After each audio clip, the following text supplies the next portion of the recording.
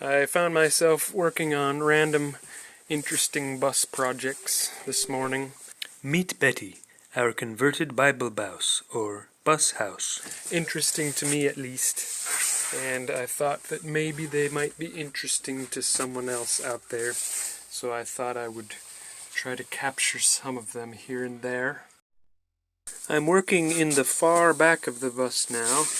We have this exhaust fan taken from an old air conditioning system.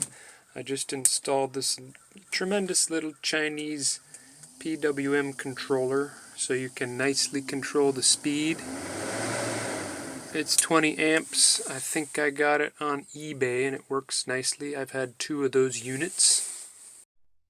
Over here in this mess of an area, we have a couple things going on. We have a small AC unit purchased from Aldi for $100 a few years ago, and it does a pretty good job of cooling off the boys' sleeping quarters here. Definitely can cool this area and cools a little bit in the front. So that's working pretty well. However, it has created some problems.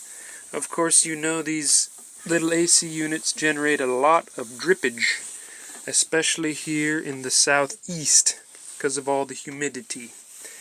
But every once in a while, I get lucky and find something. Here's an old paint can.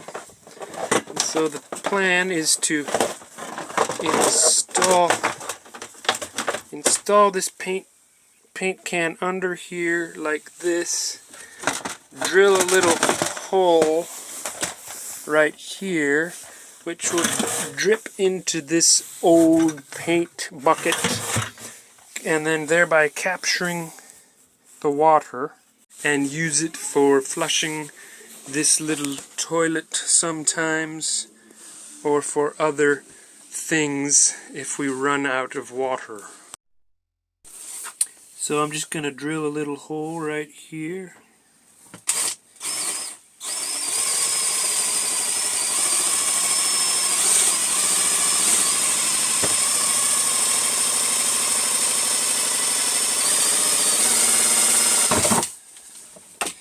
That was harder than I thought it would be, or slower at least, and then that should drip right into the bucket here when installed underneath this AC unit.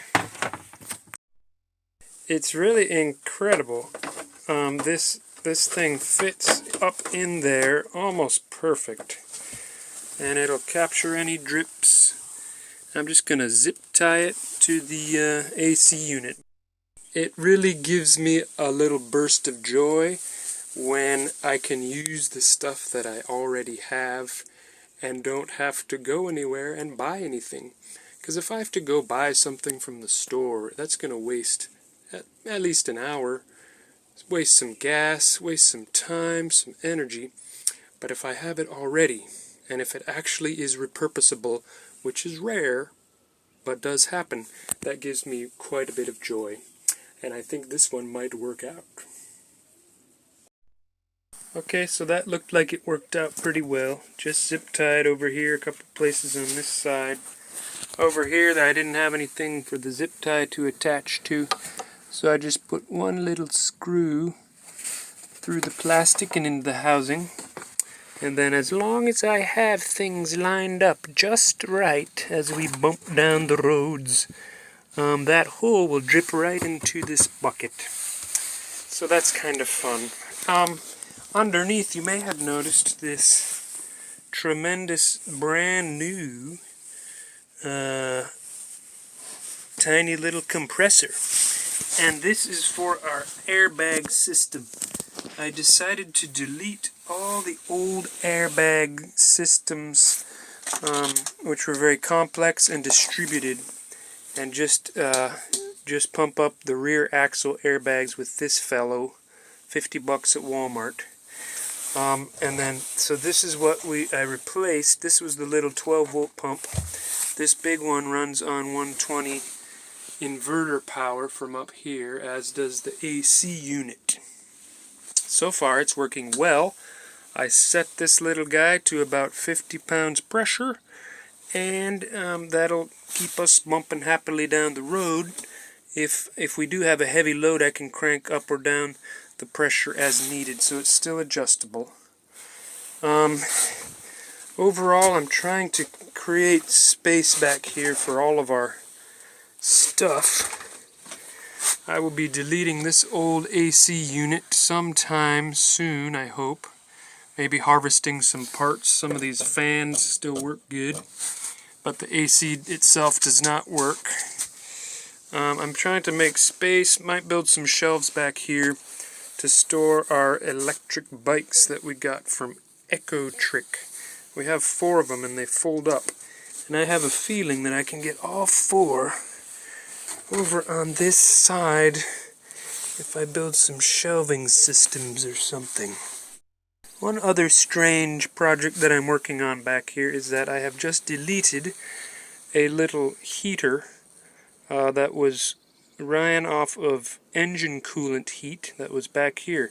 They had tubes coming all the way from the engine, from the front, all the way under the bus, back to here, putting out a lot of heat back here, which we didn't find that we wanted very much back in this area. It didn't reach anywhere, so it was kind of irrelevant. So I deleted that heater core, and it is over here now, because I'm trying to invent a new system using the old tubes and the heater core.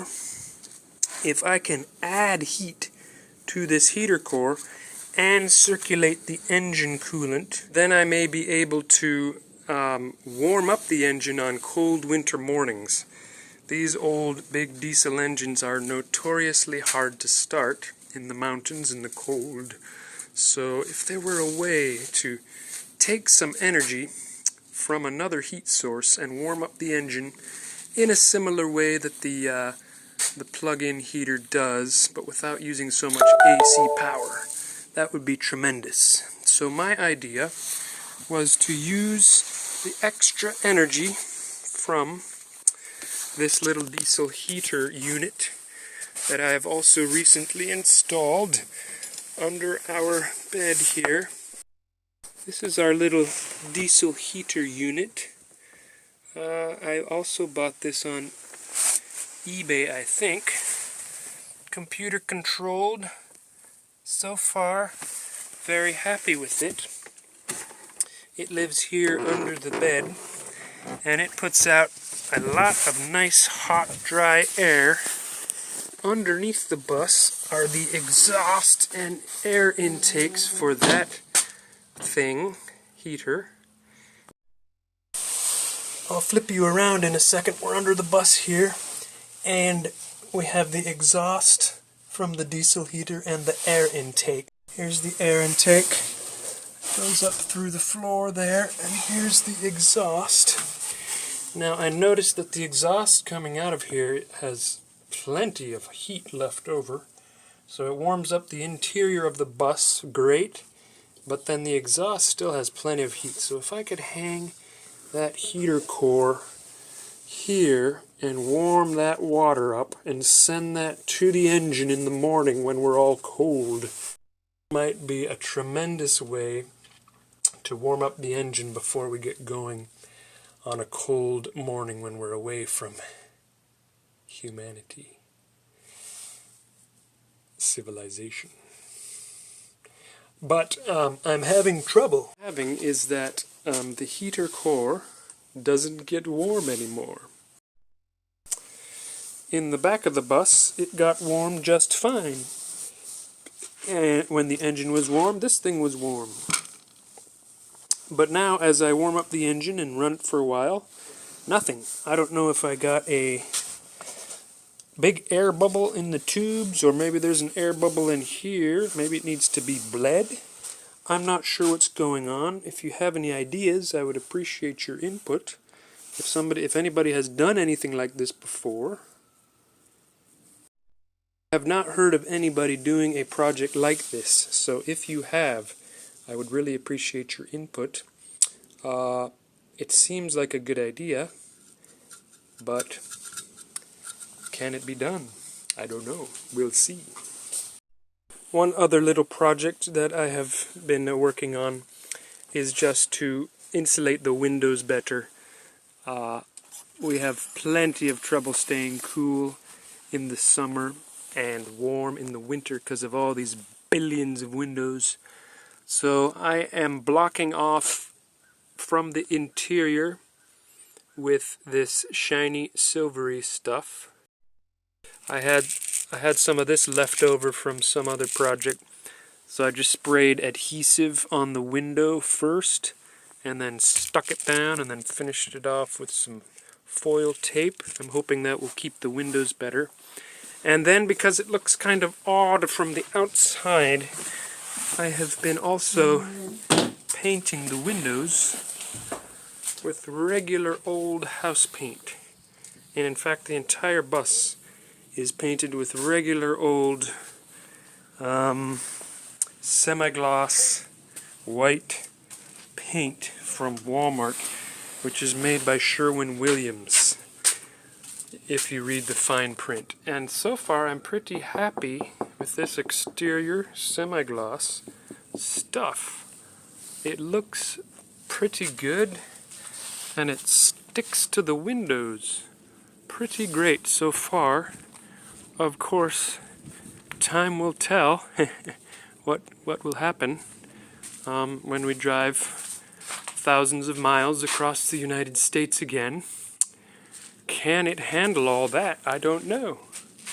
Oh, and one final project is that I hope to hang a large solar panel in front of these two windows to be a deployable unit.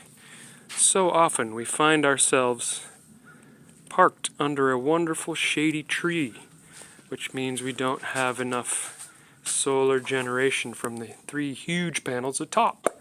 But if I had one hanging here that I could easily take down and put in the sun, wherever the sun was.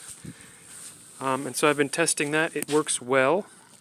I've just wired up some connections on the panel, wired up some connections over here under the bus out of the rain, and I can use a normal old extension cord, just a long 15 amp extension cord to get the power from the panel to the bus, and that has been working great. I've been able to keep my batteries topped off in the bus here in cloudy South Carolina, even with all the trees and everything, and the roof. So that is nice, and it has worked out so well so far. I just need to devise a bracket system that's easy to operate and is not dangerous and holds the panel on there very strongly. So that's what's up with that. Thanks for watching. I hope that possibly some ideas have been sparked. Also, I'm looking for your feedback to finish up some of these projects before our next trip. We're going skiing in the mountains, hopefully. And then in the summer, we hope to drive this thing again to Idaho and maybe all the way to California, if the Lord permits. So, thanks for learning and watching about Betty the Bible Bus and what's going on in our little adventure at Mobile. Thank you.